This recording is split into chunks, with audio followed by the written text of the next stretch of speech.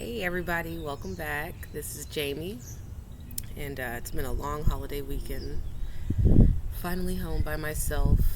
Everybody's at school, husband's at work, and I finally have my quiet time. So here I am. And I guess today I kind of wanted to just make a little short video about astral projecting or lucid dreaming because it's something that I have a lot of experience with. And I have my whole life, but just up until a couple years ago, I learned how to work with it and not be afraid of it. Because mine began in the form of what I believe is sleep paralysis. People call them demons or sleep demons, but I don't think that's what it is. I feel like that's the beginning stages of astral projecting. And if you let go of that fear part, you'll be able to really, dive into it and control it more. Um, so yeah, for me, that's step one of astral projecting when I know I'm about to start is I can't move, but I know what's going on all around me. And you do see other entities and spirits in your room because they're always around us. And that's maybe why people think that it is sleep demons. It's because you're in a different state of consciousness and you can see other beings around you. So, you have to not be afraid of that either. They can't hurt you. You are protected. Um, and another thing, so let me see. It starts with that, and then I get a loud ringing in my ears. This is, I guess, when my spirit is about to leave my body.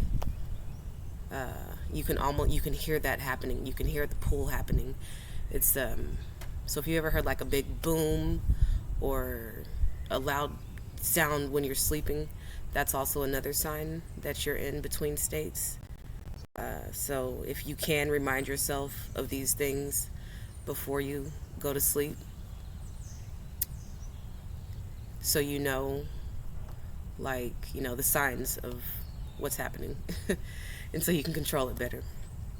And after that, so first it's the sleep paralysis for me, and then I can hear the loud ring, and then you'll actually be able to feel yourself being pulled out of your body. You might feel heavy, or you might get that feeling where you feel like you're about to fall or jump.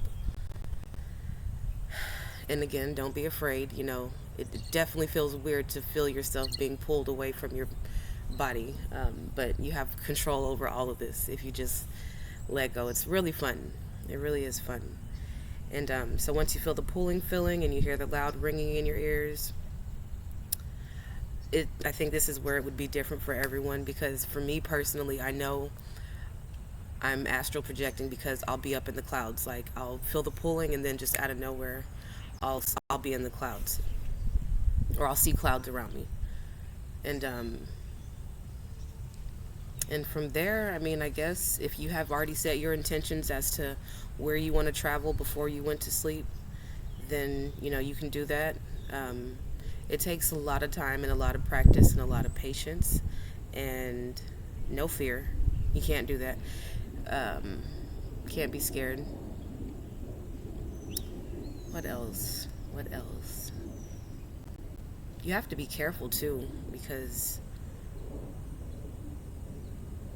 there's both sides to it. So you definitely need to stay protected and stay grounded wherever you travel. There was one facility in particular I went to. It was an underground facility. I wasn't even asleep. This was in the middle of the day, and I had just decided to lay down and try to do this. And it was either an underground facility or on a ship. It reminded me of like a slave ship, and they were like harnessing women, black women, and impregnating them and taking their babies. And this was the feeling of like this was an actual place that I know exists in real life. So that was real crazy. But I remember feeling like I had to be quiet and I had to keep my energy at bay, because the people who were in charge, they would have been able to spot me. So And I do believe that you can get hurt in your dreams and it'll carry on to the physical. So that's why I say to be careful with where you're doing, who you're talking to. You know, you can even set your intentions to not interact with anybody and maybe just go and observe. Observe. Uh,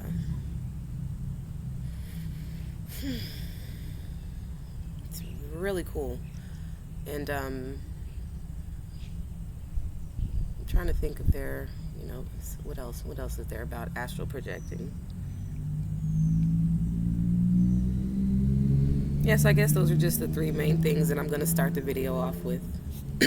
Or, putting this video today is just like signs and steps to astral projecting. Laying on your back, that's the best way to do it. You're more open and you're more aligned to take off. I don't have them as much. I don't have those experiences as much if I'm laying on my side. I kind of just fall asleep that way too. So, and also not eating right before bed makes it easier. A clean diet and of course lots of water. It helps you have more control over leaving. You're not so dense and heavy in your light body. I am currently on a meat cleanse. I don't want to eat any meat, and I've been detoxing the past 7 days, and I already feel really good. So now I'm going to start working out and just continue this, because definitely believe what you consume in your physical body affects your light body, of course. And I like to dream because that's where I get a lot of my communications and answers from spirit. So I know when my diet is poor, I don't have that good connection with dreaming and in the astral realm. So I've been wanting to get more in tune and more into my spirituality. So I've started detoxing the past 7 days. So yeah, I had a astral travel last night. I just remember the ringing in my ears and getting super, super loud. And then after that, I went on into it. It doesn't happen every night. It can be very tiring when you wake up. So, note that as well, because you're not really sleeping when you're sleeping. You're traveling.